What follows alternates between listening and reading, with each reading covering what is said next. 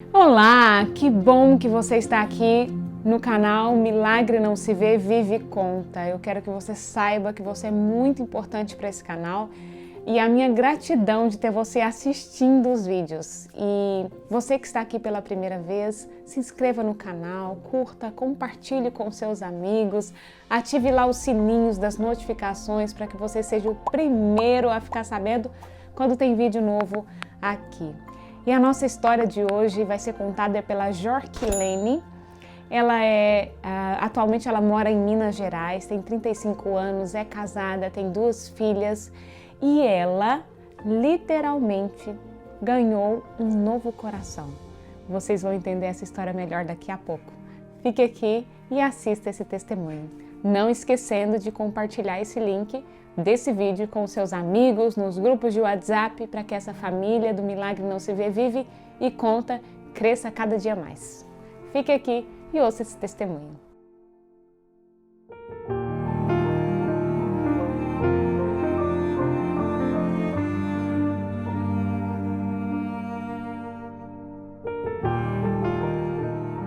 Tudo bem, Jorquilene? Tudo bem, e você? Estou bem. Eu falei seu nome correto, é isso mesmo? Alô, sim. Ai, que bom! Olha, muito obrigada por ter aceitado o meu convite. Eu entrei em contato com a Jorquilene através das redes sociais dela. Inclusive, vou deixar aqui na descrição para você ter acesso também a mais detalhes da história, vídeos e acompanhar ela também. E ela aceitou o meu convite de estar aqui no canal testemunhando do que Deus fez na vida dela. E você sabe que eu gosto de detalhes e eu queria que você começasse bem do início, como foi tudo, como foi viver isso, como você está agora. Então, aproveite esse momento para falar o que Deus fez na sua vida. Bom, em primeiro lugar, né, agradeço a Deus pela essa oportunidade, porque Ele te colocou no meu caminho, assim, de uma forma bem interessante. Eu me interessei por sua mensagem, que eu vi aí sobre milagre, a gente se vive e conta. Achei bem legal essa mensagem que eu vi no seu Instagram. E você me encontrou por procurar milagres, né? Foi. Então, tipo assim, é um milagre encontrando o outro aqui, né? No Amém. momento. Amém. Me sinto muito feliz. Deus sabe o que faz e no momento certo. Amém. Então, tipo assim, estou muito, muito feliz e honrada em poder contar um pouquinho da minha história. É uma coisa que eu estou buscando, foi uma coisa que, durante o período que eu estava no hospital, em todos os momentos falando com Deus, fiz esse compromisso de realmente contar a minha história, tentar fazer com que outras pessoas passem por essa tribulação que a gente vive nesses momentos difíceis, né? E acreditar que é possível, sim, a gente ter essa fé e que Deus ele vai fazer esse impossível para a gente, né? Porque é inacreditável. Quando acontece isso, é inacreditável. Então, o milagre, ele é grandioso demais, é uma coisa, assim, gigantesca. E não tem palavras que possa definir o poder de Deus na nossa vida. E quando você recebe isso de verdade, quando você abre o teu coração, Deus te escuta de uma forma, assim, surpreendente, né? Que Ele escuta a gente. E muitas vezes a gente não consegue entender o que Ele está nos passando ali. Por mais difícil que seja, Ele nunca nos abandona. Ele sempre tem uma solução correta para a gente. A gente nunca vai entender, nunca. É verdade. É verdade. E como que foi que você descobriu? Como que foi? Quantos anos você tinha? Você foi em consultas de rotina? Como que foi que você descobriu a doença que você tinha? Então, eu desde muito nova, eu sempre senti uma diferença, sabe? Eu sentia meu coração bater diferente. E procurei profissionais e simplesmente às vezes falava que era alguma atividade que, por não ser muito rotineira na minha vida, acontecia isso, ou então por estresse do dia a dia. Aí tudo bem, né? Só que uma coisa que é muito importante, Bruna, é justamente você conhecer o seu corpo, você saber identificar o que está acontecendo contigo. Porque no meu caso, desde muito nova, eu já entendia um pouco que tinha algo errado. Só que, quando realmente eu vim descobrir, já foi em 2018. Então, eu era bem adolescente quando eu sentia essa diferença no meu coração, mas, infelizmente, consultas e consultas, eles nunca passaram, assim, exames detalhados, entendeu? Eu acredito que os médicos te achavam muito nova e não pediam exame. Exatamente. Por pensarem assim, infelizmente, foi um pouco tardio o meu diagnóstico, entendeu? E às vezes eu até procurei profissionais mesmo da área. Eu digo, não, uma hora alguém vai me escutar e vai pedir esses exames, porque eu não fazia ideia de que tipo de exame eu poderia fazer. Não fazia ideia. Então, o que eu fiz? Em 2013, eu peguei, o meu marido começou a trabalhar numa empresa, e lá ele tinha um convênio com esses cartões de convênios que a gente consegue. Plano de saúde. Isso. Plano de Aí você falou, vou aproveitar. Exatamente. Eu digo, não, agora, dessa vez, não é possível que eu não consiga descobrir. Porque, igual eu te falei, a importância de você saber conhecer o seu corpo nesses momentos. E aí, consultei. Mas, infelizmente, o que o médico falou para mim foi que era depressão, que era estresse, que eu estava muito abalada com alguma coisa, perguntou se eu era muito ansiosa, eu falei, não. Até depressão você foi diagnosticada? Até depressão. Mas não te pediram exame do coração? Não, a única coisa que pediram era o eletro. O eletro me pediu. Ponto. E não apareceu nada no eletro? Não. É porque, tipo assim, o coração ele é dividido em diversas coisas, né? Então, para algumas pessoas aparece no eletro com muita facilidade, depende do caso.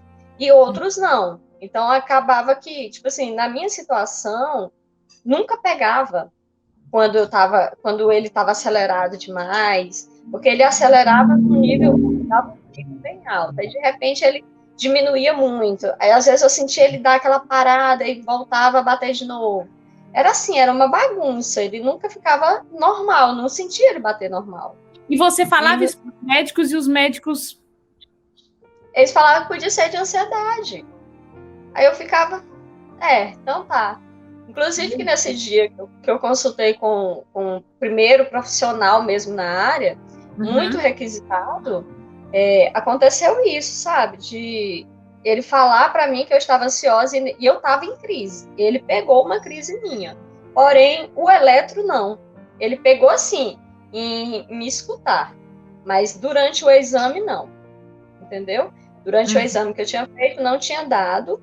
Mas durante ele estar me examinando, eu estava com o coração muito, muito acelerado. E ele falou que poderia ser essa ansiedade. Eu falei, não, eu não me sinto ansiosa dessa forma a ponto do meu coração ficar assim. Claro que todos nós temos, sim, ansiedade. É impossível o ser humano não ter. Mas tipo assim, nível, né? Não a ponto de que a diferença, porque eu conhecia o meu corpo, eu sabia que esses episódios que aconteciam não era somente num momento ansioso, era no momento que eu estava tranquila, que eu ia dormir, sabe? Então, tipo assim, dá para você saber que não era realmente uma coisa momentânea de ansiedade. Uma crise de ansiedade, Isso, então não era. Aí, tudo bem. Peguei e fui pedir uma segunda opinião. Na segunda opinião, a mesma coisa. Eu saí de lá, eu saí dos 2 consultórios com receita para antidepressivo. Eu falei, não tem condição uma coisa dessa, gente. Aí eu também só rasguei, eu fiquei muito chateada, não vou mentir, rasguei as 2 receitas e simplesmente abandonei de ir atrás de médico. Deixei de mão, sabe? Assim, eu digo, não, tô cansada disso, já corri muito atrás e todos acham a mesma coisa. Aí a gente chega a duvidar da gente, sabe? A gente fica assim, mas será possível? Coisa da minha cabeça, não é? Isso. Aí eu cheguei ao ponto de ficar, meu Deus, falando com Deus, eu disse, Senhor, será que eu tô tão errada assim? Ou são eles? Porque não é possível, não tem condição, eu tô sentindo isso, sou eu que tô sentindo. Então tem alguma coisa errada. Então me mostra, pai, eu quero a resposta disso. Tudo bem. O tempo passou, isso em 2013. O tempo passou. Em 2018, o meu marido teve um episódio de dores no peito durante o trabalho. Ele é eletricista, então a preocupação já foi bem intensa, né? Uhum. Aí ele consultou. E essa médica que consultou ele passou diversos exames. Eu, muito curiosa, né? Sempre interessada em querer saber, peguei, olhei, analisei todos os exames, pesquisei um pouco sobre o que era e tudo. Enfim, quando foi no momento de dar o resultado do exame, eu fui lá com ele, né, para poder a gente falar sobre o resultado do exame. Ela falou tudinho bonitinho, e ela muito brincalhona, a médica, né, muito brincalhona, uma pessoa bem acessível para você conversar. Eu me achei assim, vou entrar aqui para me perguntar alguma coisa. Perguntar, ótimo. Isso. Aí eu peguei e fiz isso, eu disse assim, eu contei um pouquinho da minha história, falei. Aí ela me perguntou se em algum momento esses médicos tinham me receitado algum exame específico. Eu falei, nunca, nada. O único exame que já me pediram foi o eletro. E nunca deu nada. Então, para eles é ansiedade. Aí tudo bem, saí de lá do consultório já com todas as requisições de fazer o exame. Uhum. Aí eu fiquei assim, Deus sabe o que faz, né? Nesse momento, Deus sabe o que faz. E seu esposo tá bem? Ele, maravilhoso, bem demais. Deixa eu parar aqui um alarme do remédio. Tá bom. Nossa, Jorquilene, olha só que interessante. Deus, ele permitiu acontecer com seu marido para você achar a médica que é... Meu Deus, que coisa linda. Deus é lindo. Quando... Eu tô me arrupiando já. Quando isso aconteceu, foi exatamente o que eu pensei, né? Porque quando eu fiz os exames, que eu fui dar o resultado para ela virou para mim e falou assim, você sabe que você tem muita arritmia? Aí eu falei, eu já imaginava que eu tinha alguma coisa, né? Só não sabia ao extremo que estava a situação. Mas que tinha alguma coisa errada, eu sabia que tinha. Aí ela pegou e virou para mim e falou, tem muita arritmia, mas aí você vai procurar um profissional na área para tratar disso. Aí tudo bem. E aí assim eu fiz, né? Procurei uma outra pessoa na área e em 9 meses, quando eu fui realmente fazer um procedimento para poder melhorar essa situação da arritmia, eu já estava numa situação bem difícil, bem delicada. Só para você ver a gravidade que foi tudo muito rápido. Então, quando eu descobri, eu acho que o coração já estava tão cansado de muitos anos sofrendo e passando toda aquela turbulência de diminui, aumenta a frequência, dá uma pausada, sabe? Toda aquela bagunça que eu passava. Então, como que foi? Você descobriu, aí você falou assim, o diagnóstico dela, depois desses exames específicos, foi que você tinha muita arritmia, e ela te passou medicação. Não, eu não fui para medicação. Eu não fui. Eu fui procurar um especialista na área. Aí existe um procedimento. Aí, nesse momento, existe um procedimento que a gente faz, chamado de ablação. Então, a primeira coisa que eu fiz foi justamente essa ablação. Eu não tomei medicação, entendeu? Eu, assim, no meu ponto de vista, eu não sou médica, mas no meu ponto de vista, eu achei que eu teria que ter passado pela medicação primeiro. Porque era um teste, porque a ablação, ela já é uma coisa um pouco mais agressiva, já é um pouco mais invasiva, entendeu? Então, acabou que eu não fiz esse tratamento, eu fui direto para esse procedimento. Aí tudo bem, só que quando eu fui para o procedimento, eu já estava numa situação bem delicada, que aí eu já não estava só com arritmia, eu já estava com insuficiência cardíaca. Só que, infelizmente, que nem eu te falo, tudo é questão de conversa, que às vezes não acontece, né? Então acaba que você fica assim, sem saber o que está acontecendo. E olha que eu sou muito curiosa, eu pego muito no pé, eu gosto de querer saber, mas infelizmente eu não fui informada da insuficiência quando ela apareceu, entendeu? Então eu não fui informada. Aí tudo bem, fiz o procedimento. Com menos de 30 dias do procedimento, eu senti tudo de novo. Eu digo, meu Deus. Quando eu senti, eu fiquei, eita, voltou. Sabe? Tipo, me bateu aquele desespero, aquela coisa assim. E agora, Deus, o que eu vou fazer? Jorquilene, eu também estou curiosa. Como que é esse procedimento de ablação? É ablação? É ablação. Ele é um procedimento, ele é feito pela veia... como é que é o nome da... É uma veia que fica aqui na virilha da gente, eu esqueci o nome dela agora. Ela é uma veia central, sabe? Eles fazem um pequeno cortezinho, aí colocam uma sonda que vai até no coração. É como se fosse um cateterismo. Você já ouviu falar de cateterismo? Ah, sim, entendi. Então, é o mesmo procedimento do cateterismo, porém, o que eles fazem no coração é queimar os focozinhos que causam essas arritmia, entendeu? O meu procedimento, eu passei 4 horas na sala de cirurgia. Aí depois de 30 dias, você sentiu as mesmas coisas? As mesmas coisas. Tanto que eu tenho, na minha página também, até eu mostro lá os exames, os primeiros exames, e tá falando lá, né, que eu fiz dia 4 de abril de 2019. Dia 29 do mesmo mês, quando eu fiz o exame, estava lá constando as mesmas arritmias, estava constando como se eu nem tivesse feito o procedimento. Para você ver o quanto o quadro já estava bem avançado, entendeu? Então, o procedimento, infelizmente, não funcionou nesse momento. Aí eu fiquei tomando medicação. Aí eu já passei para medicação. Só que a medicação também não estava dando resultado. E aí eu fiquei, sabe, de casa para hospital, de hospital para casa, todo tempo em UPA. Minha vida começou só a decair, ladeira abaixo mesmo. E cada vez ficando mais difícil ter atividades, pequenas coisas mesmo, pequenininha, já começou a incomodar. E, tipo assim, eu comecei a ficar muito dependente dos outros, muito.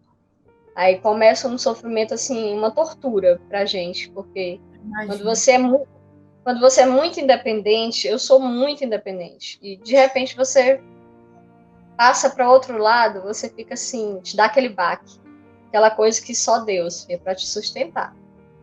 Olha que Deus esquentava as orelhinhas, coitado, porque eu conversava demais com ele. Amém. Falava muito.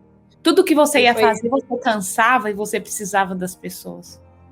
Até conversar, cansava. Até falar, já dava aquela falta de ar, entendeu? Porque o coração ficou muito fraco, muito rápido. E aí, no final do ano de 2019, dia 29 de novembro, eu internei aqui em Belo Horizonte já, no Júlia Kubitschek, fiquei internada lá. Já quando eu vim para cá, na UPA, eu passei umas dificuldades com a UPA, porque a UPA não quis me mandar para cá. E aí, quando eu consegui vir para a cidade mesmo, eu já vim numa situação assim, eu já estava perdendo a oxigenação, meus pés estavam ficando roxos. Então, tipo assim, foi uma coisa assim de muita emergência, muito. Quando eu cheguei, eu já fui direto para a sala de emergência. Tava muito mal, muito mal. E aí a recuperação que eu tive na sala foi até, tipo assim, eu respondi bem a medicação lá, mas aí tinha que esperar uma vaga para Santa Casa, que é um hospital mesmo especialista na área de coração. E aí, passei 18 dias lá esperando essa vaga.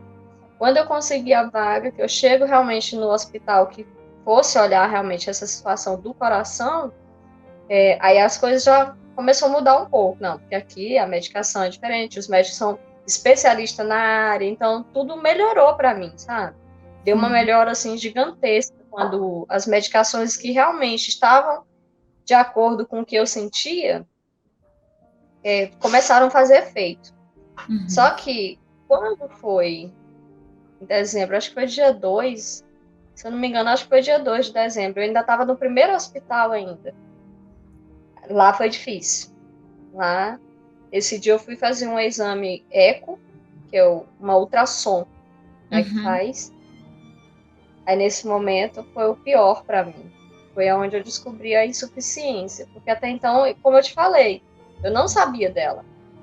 Eu fiz ablação sem saber da insuficiência, continuei com a medicação, só que essas medicações que eu estava tomando não estava tratando a insuficiência. Eu fiz esse exame no momento do exame. Será que os médicos sabiam dessa insuficiência? Então, o primeiro que fez ablação, tipo assim, eles vê tudo. Eles têm acesso a todos os exames. Então, eu não fiz ablação sem ele olhar os exames. Ele olhou. Só que, tipo assim, ele não comentou comigo sobre a insuficiência, entendeu? E aí foi, depois que eu passei por ele, que eu fiz todo o procedimento lá, o primeiro procedimento, eu perdi o meu plano de saúde. Então, tipo, não tinha como mais eu voltar nele, entendeu? Aí eu fui para a rede do SUS. Então, na rede do SUS, quando isso foi em abril, né, que aconteceu. Então, quando realmente todo esse processo do plano de saúde que eu perdi, até eu voltar de novo para o hospital, eu já estava numa situação, assim, deplorável, entre a vida e a morte. Então, o que aconteceu? Que foi quando eu internei a primeira vez, entendeu? No Júlio Kubitschek. Então, quando eu internei, que lá dentro do hospital eles começaram a tornar a fazer novamente os exames, apareceu a insuficiência. E foi onde eu recebi a notícia. E foi tão complicado, porque, tipo assim, eu não fazia ideia da gravidade. Então, durante o exame, o médico perguntou, próximo do Natal, você imagina a situação, né? Quando ele colocou aqui, a primeira coisa que ele perguntou se eu tinha filhos. E eu falei, sim, tenho. Aí ele falou assim, não, porque o seu coração tá muito fraco. Aí eu falei assim, tá muito fraco, mas fraco quanto? Ele falou, olha, se você engravidasse agora, nesse momento, você não resistiria. Aí já me deu aquele susto, né? Eu já fiquei, nossa, então a coisa tá séria. Aí ele, tá muito séria. Aí eu, séria quanto? É difícil nesse momento. Ele falou, meu coração, ele tava funcionando 23%. Então, aquilo ali para mim abriu meu chão, né? Porque eu sabia que estava muito sério, mas a ponto da pessoa falar assim, olha, a sua situação, você pode morrer a qualquer momento, porque seu coração está muito, muito fraco. Você não aguentaria uma gravidez, e tá difícil para você, que realmente tá 23%. Eu falei, ele perguntou se eu sabia disso, eu disse não fazia ideia disso. Então, para mim foi assim, um baque muito grande. E eu já estava muitos dias fora de casa, sem ver minhas filhas, receber uma notícia dessa assim, foi bem, bem difícil. Muito difícil.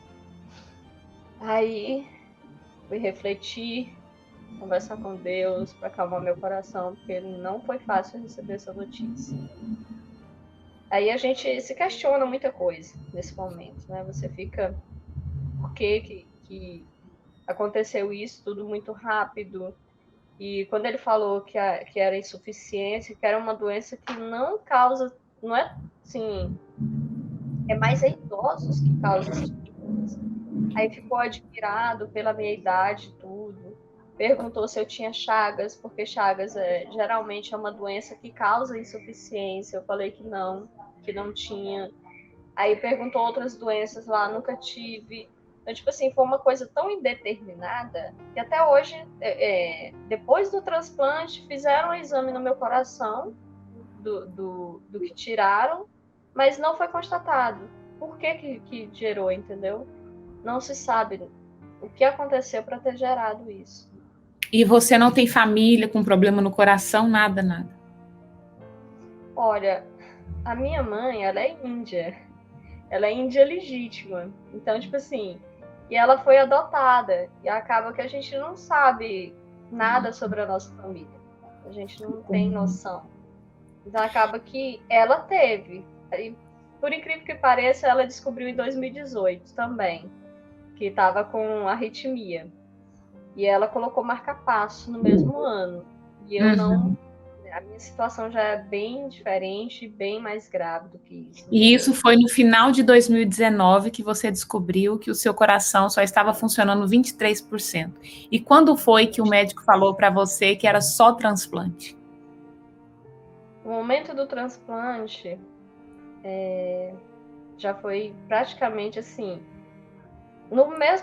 na mesma época, só que eles não me disseram assim, ó, agora você vai fazer. Eles falaram que possivelmente eu iria ter que fazer um dia o transplante, mas que as medicações, ia fazer os testes com as medicações primeiro, né, para insuficiência. Só que foi tudo tão rápido, que quando eu saí do hospital em janeiro, foi quando eu fiz um exame que pudesse, assim, ajudar, né, para melhorar a situação e tudo, que é um que ressonância, chamado de ressonância.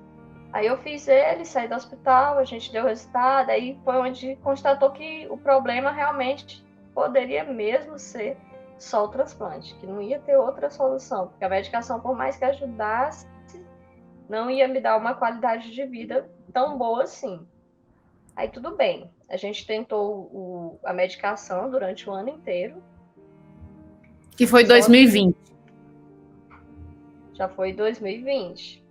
Passei o ano todo tomando a medicação.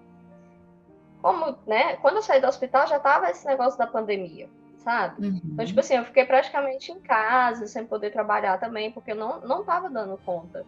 A medicação começou a fazer efeito no início? Fazia efeito.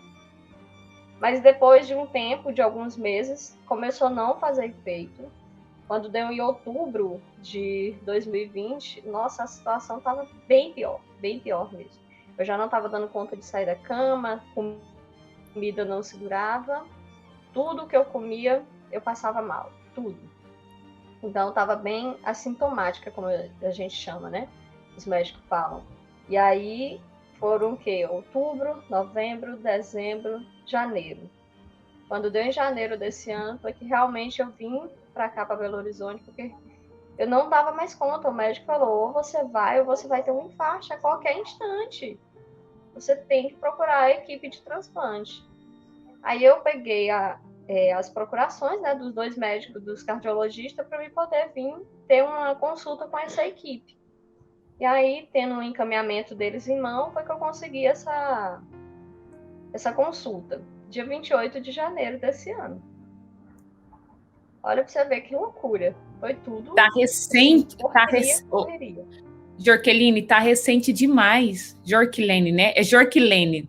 Jorquilene tá recente demais. É, muito recente. E aí, tipo assim, quando foi dia 28, eu fiz a minha primeira consulta, né? E aí, durante essa consulta, eles falaram, olha, você entende que você tem que fazer o transplante? Eu já tinha me preparado um pouco, né, sobre isso. Eu falei, olha, entender a gente entende, mas querer é que é difícil, né? A gente fica meio assim com aquele medo, né? E realmente o medo atrapalha muito. Mas a nossa segurança também é o medo. Querendo ou não, ele faz parte do nosso dia a dia, para nos proteger. E aí eu falei, bom, mas você entende que você tem que fazer? Eu falei, temos que fazer, então vamos fazer. Porque eu já tinha visto outras pessoas operadas, via dificuldade, o meu medo, sabe, interior falava mais alto nesses momentos. Eu, às vezes, olha pra você ver, eu cheguei a ser difícil com algumas meninas, que elas me perdoem, dentro do hospital. Porque, às vezes, eu tinha essa dificuldade, eu perguntava muito, eu falava demais, eu digo, mas essa medicação aqui, eu não vou tomar, ela tá me fazendo mal. Tipo assim, porque eu não aceitava até o momento. Eu não queria o transplante. Eu queria a minha morte natural. Então, tipo, diga, Senhor, que seja feita a tua vontade. Mas ele me provou o contrário. Entendeu? Foi Deus que me mostrava tudo o contrário. Quanto mais eu insisti em dizer que eu não queria, eu digo, Senhor, mas eu não vou dar conta. Como é que eu vou fazer? Ele ia lá, dava um jeitinho de mudar tudo. Porque sempre é na vontade dele. Então, ele sempre dava um jeitinho. Amém. E aí, quando eu fui pro CTI pela primeira vez, né, de tanto, pode você ver como é que a loucura é. Eu fui pro CTI a primeira vez. E aí, eu digo, nossa, agora o negócio tá difícil. Lá eu passei muita dificuldade, porque CTI não é fácil você ficar, né, num ambiente sozinha, porque quando você está no quarto, tem as meninas, aquele acompanhamento maior, tem um acompanhante da sua família e tudo, mas no CTI não, você se vê só. Naquele momento, eu comecei a refletir tanto, eu digo, Senhor, o que tu quer de mim? Eu não estou entendendo ainda, não estou conseguindo entender. Me mostra isso. Uma coisa que eu acredito muito são os sinais que Deus me dá, sabe? Deus sempre me dá sinais, sempre. Então, naquele momento, eu comecei a pensar em várias coisas, pela dificuldade de outras pessoas que eu comecei a conhecer. E eu sempre, na minha vida normal que eu tinha antes, eu sempre fui muito de tentar ajudar e levar a palavra de Deus da minha maneira, mas eu fazia da minha maneira. Mas eu deixei, sabe, Bruno? Eu deixei isso por muito tempo, muito tempo. E depois que eu internei no hospital, eu comecei a ver que eu tinha abandonado uma coisa que Deus sempre queria na minha vida, que era levar a palavra dele para outras pessoas.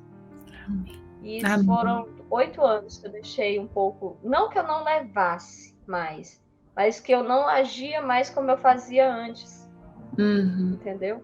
Antes eu era muito mais intensa em relação a isso.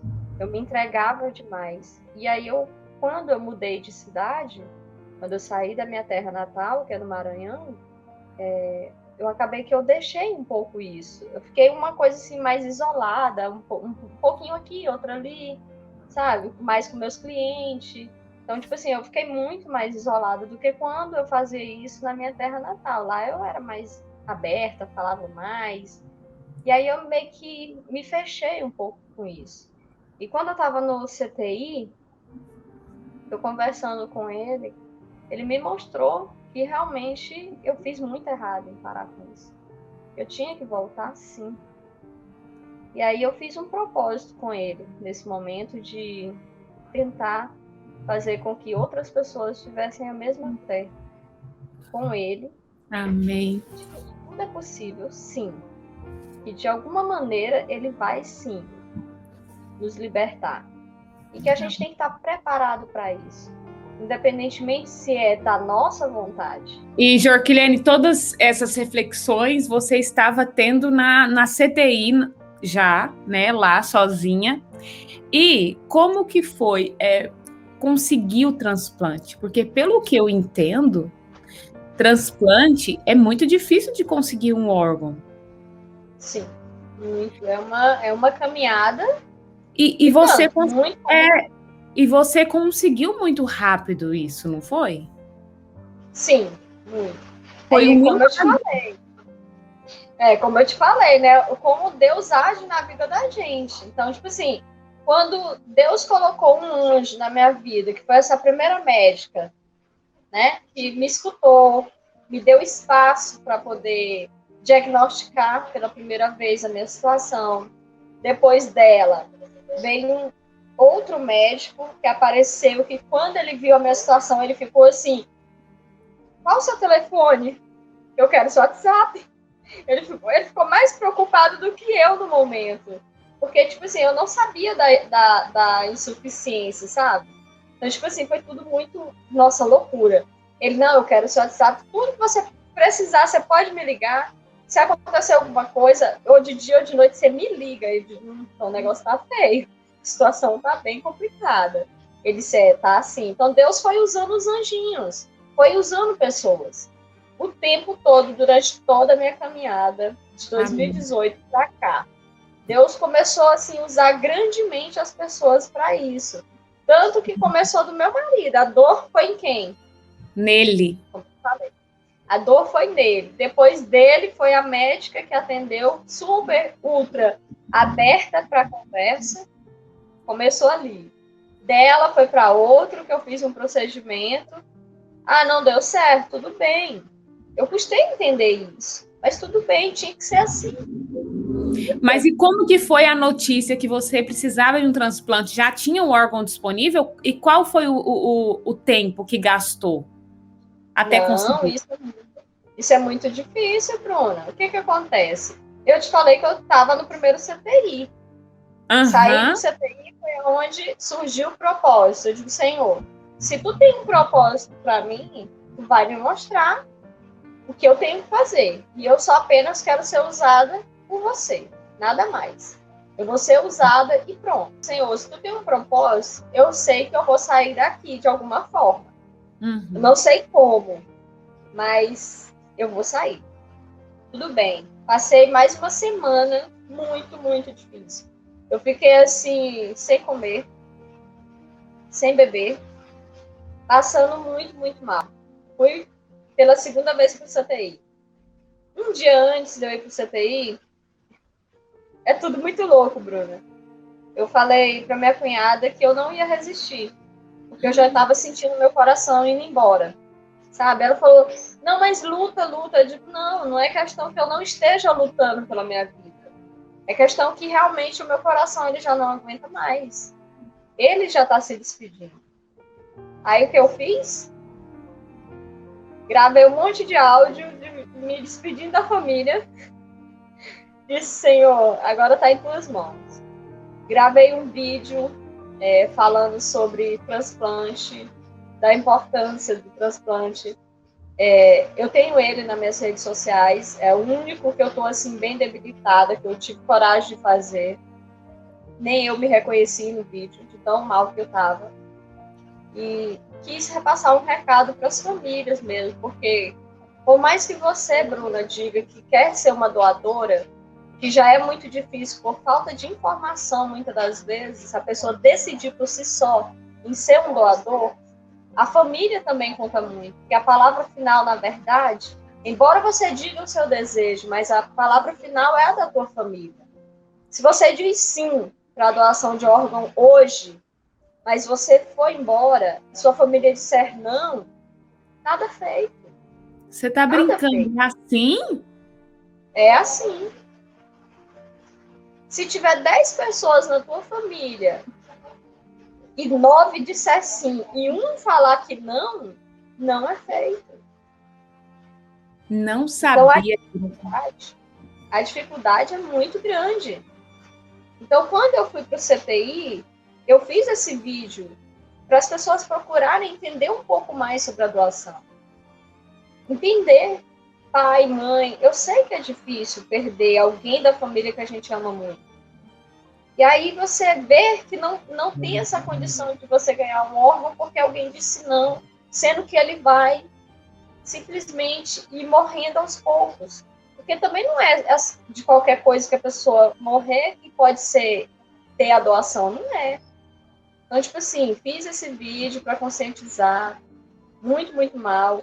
Quando eu chego no CTI, saí do quarto para ir pro CTI, nossa, lá foi um momento mágico, assim. Embora eu achasse que eu não ia sobreviver, quando eu cheguei lá, eu tive um encontro muito, muito grandioso com Deus, de uma forma, assim, magnífica. Eu senti ele me pegar no colo, sabe? Amém, assim. amém. Olha, Bruna, assim, foi muito mágico. Eu senti a presença de Deus de uma forma assim, porque eu saí me despedindo, eu falei, eu não volto. Eu falei para minha cunhada, eu não volto. E ela falou, não. A gente orou junto antes de eu descer. Amém. Me despedi do marido. E fui, sabe? Eu fui até sorrindo, falei com ele nem sabia que eu tinha, que a minha cunhada, eu tive a coragem de conversar com ela, de dar despedida e tudo. Já com meu marido eu não falei isso, porque eu sabia que ele não ia conseguir aguentar, sabe, a pressão. E aí, quando eu chego no CTI, que eu sinto a presença de Deus me pegar assim no colo, sabe, assim, eu juro, eu senti ele me pegar, me colocar numa nuvenzinha, e eu ficar lá, assim, simplesmente num sono. Eu peguei no sono, e pronto. E isso, eu desci, ainda era de dia, quando eu saí do CTI. Não, eu saí do quarto para ir para o CTI, era de dia.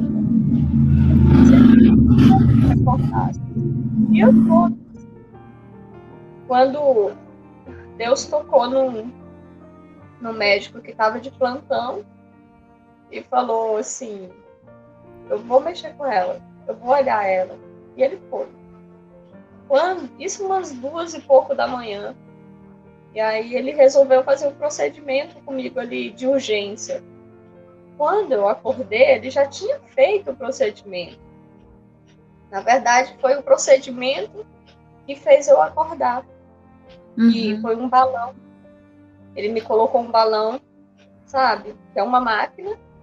E coloca também tipo cateterismo pela veia, né? E esse balão, ele vem até no coração e ele faz o trabalho que o teu coração não tá fazendo mais. E foi o momento que eu acordei. Tipo assim, quando eu abri os olhos, porque eu sabia que eu tinha ficado na minha nuvenzinha, retinha. Quando eu abri os olhos, Bruna, eu só tive a certeza de Deus. Amém. Tô chorando de emoção mesmo, porque realmente foi muito...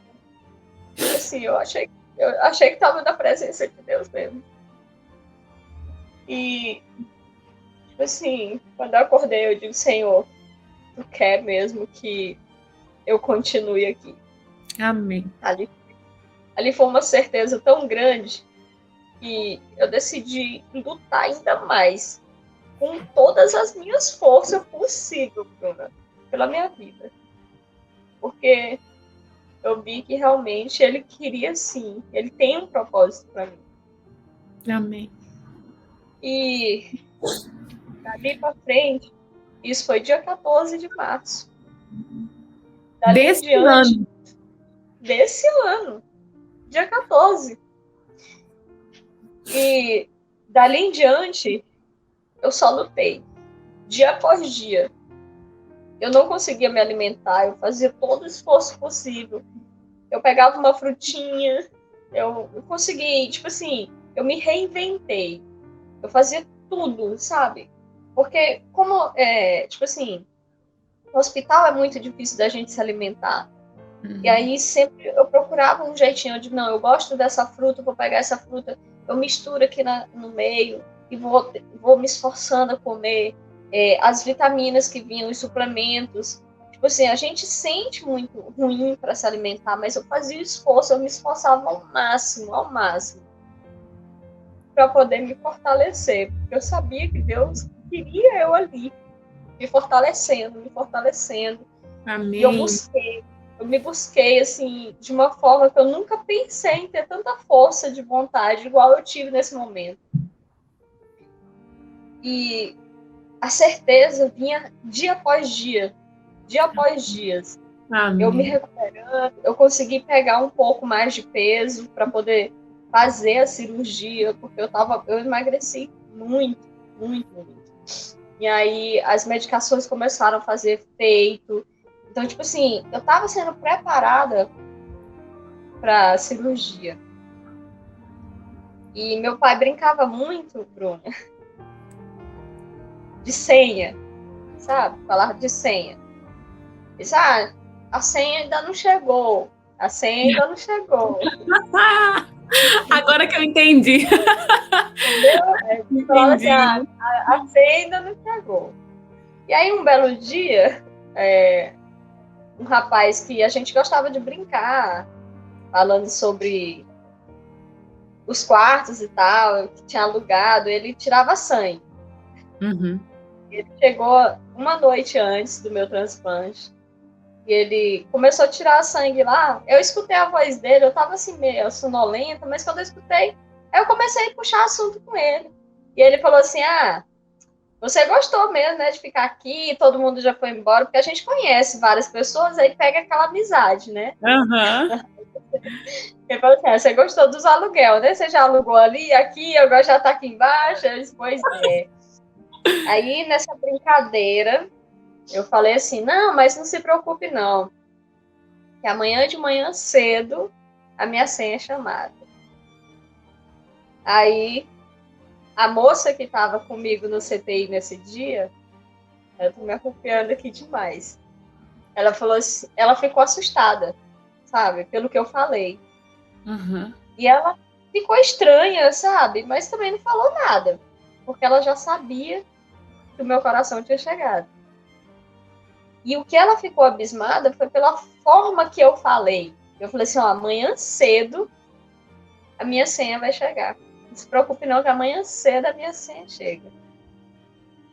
E 6 horas da manhã, eles me acordaram falando isso. Do meu coração. Amém, Jesus. Amém. E eu sabia da certeza já. E eu falei assim, tipo, sabe por que tu recebeu uma notícia já tranquila? Amém. Porque eu me emocionei muito, mas eu já tinha certeza, Deus já tinha me dado aquela certeza. Ele já tinha me dado, eu falei, nossa. E a certeza, ele me deu durante uma ligação. Eu estava falando com meu marido e as minhas filhas, quando eu falei assim para o meu marido, eu digo, olha, você dá um jeito aí em casa, porque meu coração tá chegando. Isso, 4 dias antes. Que bênção! Você sentiu. Quando eu falei isso pro meu marido, eu comecei a me arrupiar toda, sabe? Me deu aquele frio, assim, aquele negócio, aquela certeza. Eu falei, Aí eu comecei a chorar na hora. Eu falei assim, ó, dá um jeito de arrumar o que tiver de arrumar em casa, porque meu coração tá chegando. 4 dias depois, chegou a resposta. E que você entrou na fila do transplante até chegar seu coração, foram quantos dias? Olha, eu entrei na fila dia 25, por incrível que pareça, dia 25 de fevereiro. 25 não, 26 de fevereiro. Tá lá também no Instagram, tem a fotozinha do dia que eu assinei, dia 26 de fevereiro. E dia 25 Deus me deu a resposta. 25 de março. Não, peraí, você ficou um mês na fila só? Um mês. Que bênção. Deixa eu te falar, você sabe que tem pessoas que esperam por muito tempo, até anos? Sim. Só que tem a questão da gravidade, né? Que é o que acontece. No meu caso, como eu fui... quando você é internada, você já entra um pouco na prioridade. Só que a gente fica na Dobuta, que é uma medicação muito forte, que a gente fica tomando, que só no hospital que tem. Quando você é interna, que você fica tomando ela, você não tem muita chance de sair dela, não. Então, tipo assim, você fica dependente dela. Que ela até chegar ao coração. Até chegar ao coração. Então, você não ia sair do hospital enquanto você não fizesse o transplante? Isso, não ia sair. Então, tipo assim, você fica nessa medicação. Só que no meu caso, tentaram tirar ela, né, pra ver, não, porque eu sempre, tipo assim, eu dava uma melhorada, eu ficava super bem, muito, muito bem. Então, tipo assim, não, vamos tentar. A gente foi e tentou tirar ela, mas infelizmente não deu certo. Aí o que aconteceu?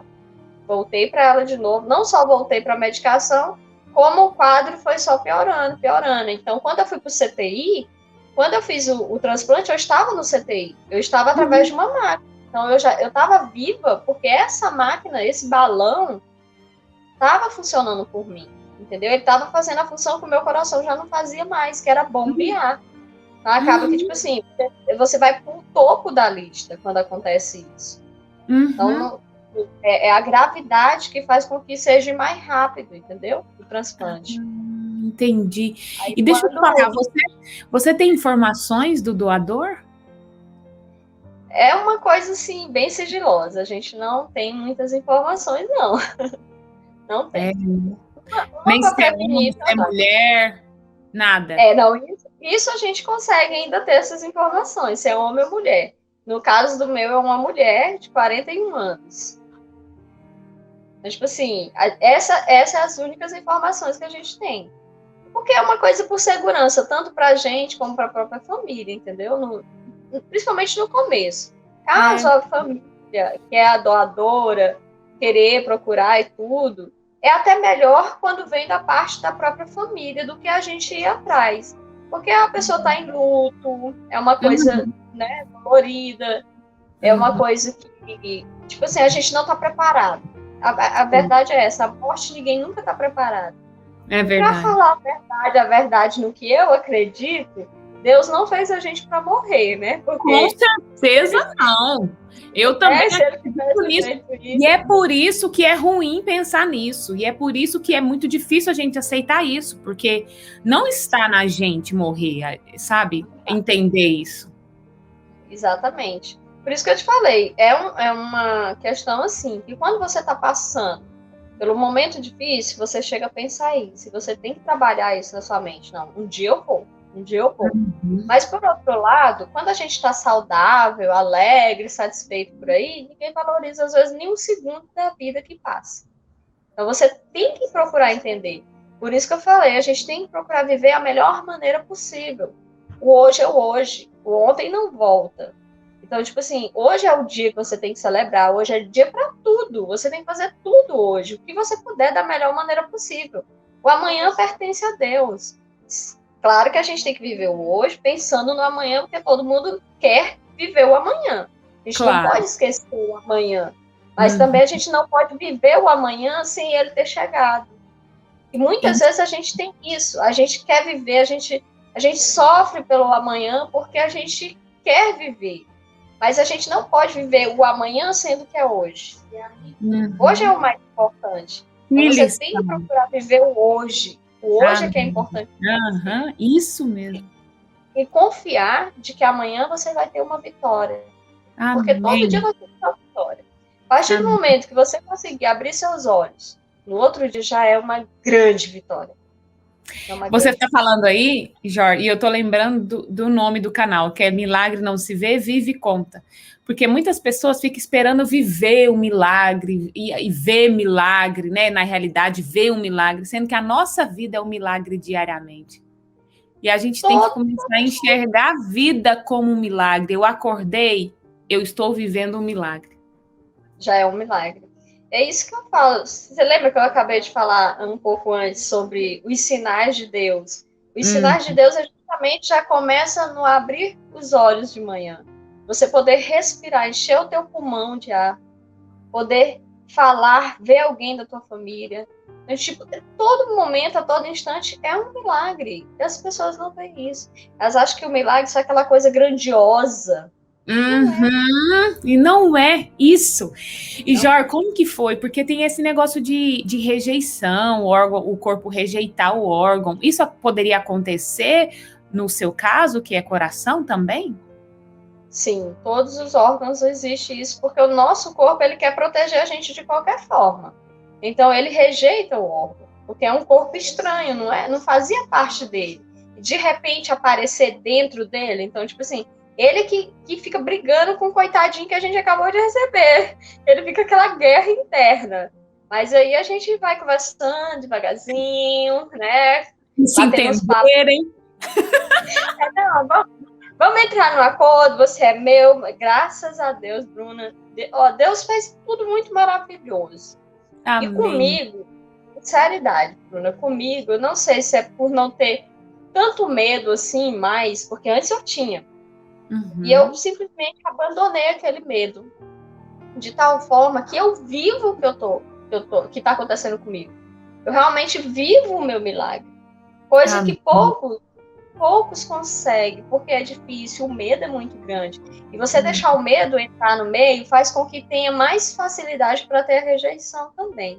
Infelizmente, qualquer coisa aqui comanda. Não tem como. Isso comanda demais. Então, tipo assim, no meu caso, eu tô com 2 meses e 5 dias hoje. Não deu rejeição. Glória a Deus. Amém. Glória a Deus. E você está ótima. E como que está sendo sua qualidade de vida pós-transplante? Está sendo ótima, porque eu estou vivendo isso, sabe? Está sendo muito boa. Então, tipo, só para você ter uma ideia, o primeiro mês é muito, muito difícil não dar rejeição. O segundo mês também não. Mas o primeiro mês é o mais difícil, porque acabou de transplantar. E até hoje eu não dei rejeição de jeito nenhum. Não dei bactéria, porque a bactéria é uma coisa que nós temos, mas devido à medicação ela ativa, sabe? É tipo isso. Nós temos essa bactéria, mas ela fica quietinha lá, guardadinha. E a medicação faz com que ela ative. Então, se ela ativar, eu tenho que voltar para o hospital, tomar medicação. Se der rejeição, eu tenho que voltar, tomar medicação no hospital. Fica aí uns 15 dias a 20 internada. Mas, graças a Deus, no meu caso, eu não tive isso. Mas, no meu ponto de vista, eu não falo que é todos também, né? Mas, no meu ponto de vista, uma das coisas que me ajuda é a questão de não ter o medo, sabe? Não ter o medo de viver o que Deus me deu. Isso, e ter esperança em Deus. A esperança é um remédio. Sim, é um gás muito grande, porque todos os dias eu acordo, Senhor, eu estou preparada para mais um dia. Estou preparada e eu quero viver esse dia. Amém. É difícil, mas não é impossível. E você já ganhou peso, você caminha normal, se precisar subir escada, você sobe, você tem uma vida normal. Tô tendo uma vida normal com cautelas. Claro, com cautelas ainda devido ao início, né? Mas você sente dor? Sinto dores, porque afinal de contas é aberto, né? Então, tipo, a gente sente dores até tudo voltar pro lugarzinho certinho. Então, é normal isso. Só que eu também não deixo isso atrapalhar para mim fazer minha caminhada, para mim fazer meus exercícios, que tem que fazer os exercícios para fortalecer a musculatura, fortalecer os ossos. Então, tudo isso faz com que todo dia, quanto mais dor eu sinto, eu vou vencer. Eu vou vencer. Amém, amém. Deus não faz milagre com metade. Ele faz completo. Amém. Olha, eu sempre falo isso no canal, a maioria dos meus vídeos eu sempre falo isso. Deus, ele completa a bênção. E você é uma bênção, você é um milagre vivo nas mãos do Senhor. Olha, muito obrigada por me ajudar, por me motivar, por me ajudar a aprender a viver diariamente, sem preocupar com o amanhã e viver a nossa vida, que já é um milagre. Obrigada mesmo, eu aprendi muitas lições com você nesse testemunho. Obrigada mesmo. Você tem alguma mensagem final para deixar com as pessoas que estão nos assistindo agora? Você pode aproveitar esse momento para isso. Eu quero falar principalmente das pessoas confiar, acreditar em Deus em primeiro lugar. Amém. E para quem não acredita, porque existe, querendo ou não, né, Bruna? As pessoas que não acreditam também em Deus, mas ela, de alguma maneira, ela acredita em alguma coisa, ou nela própria. E se for nela própria também, já é um meio caminho andado. Porque ela tem que ter essa confiança nela, porque a gente não veio para esse mundo à toa. Tudo tem um propósito. Então, creia. Tenha sempre algo que você possa depositar as suas energias para você se fortalecer de alguma forma. Fortalecimento pessoal, ele é muito importante, né? Você ter esse fortalecimento, saber que a tua luta é só tua e de mais ninguém. Por mais que você tenha ou mãe, ou pai, ou filho, um namorado, não importa quem esteja do teu lado, ele tá ali te dando força e tudo, mas a tua luta, ela é única. E você tem que crer nisso. Você tem que crer de alguma forma. E quando você tem essa crença, tudo fica mais fácil, tudo fica mais leve. Torne isso leve na sua vida. Tenha fé. A palavra é essa. Ter fé. Confiar e acreditar. São coisas que é essencial. Amém.